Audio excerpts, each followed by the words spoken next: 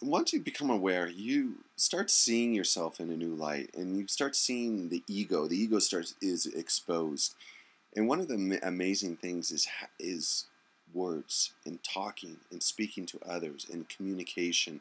How much of what we say has an ulterior motive, whether it's to get people to like us, is to change people's minds, to see our viewpoint, to convince people, to make people more like us, for approval. All these things that we just subconsciously act upon. And a great spiritual practice is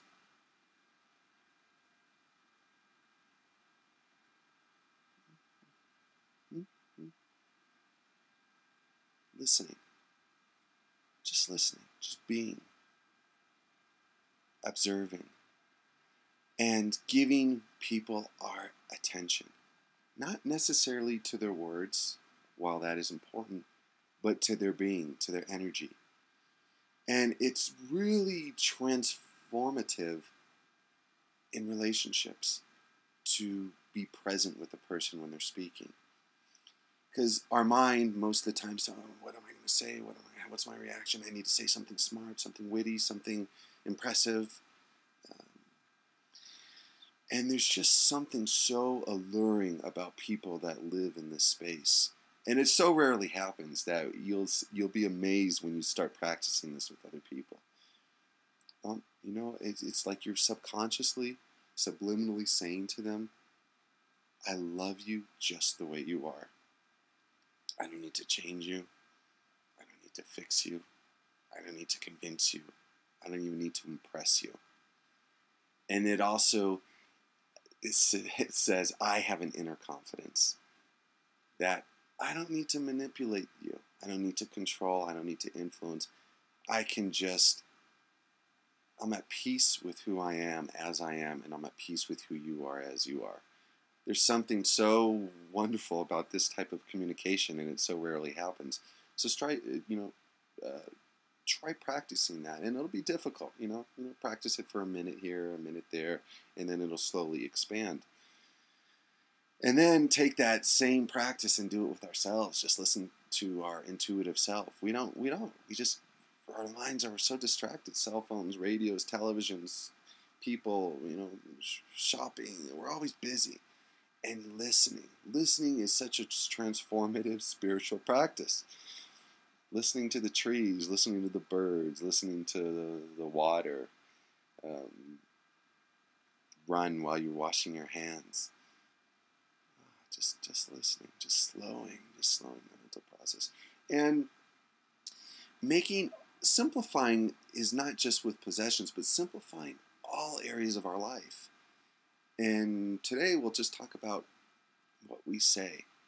And there's various types of language. There's language that we communicate that's functional language. When you're at a restaurant and you're ordering food, or you're making plans at what time you need to leave, or there's a purpose. There's not necessarily an ulterior motive where you're trying to say something to manipulate or influence someone. It's functional language. Okay, so you stick with functional language. And then there's language which is persuasive language, where we are trying to achieve a secondary aim.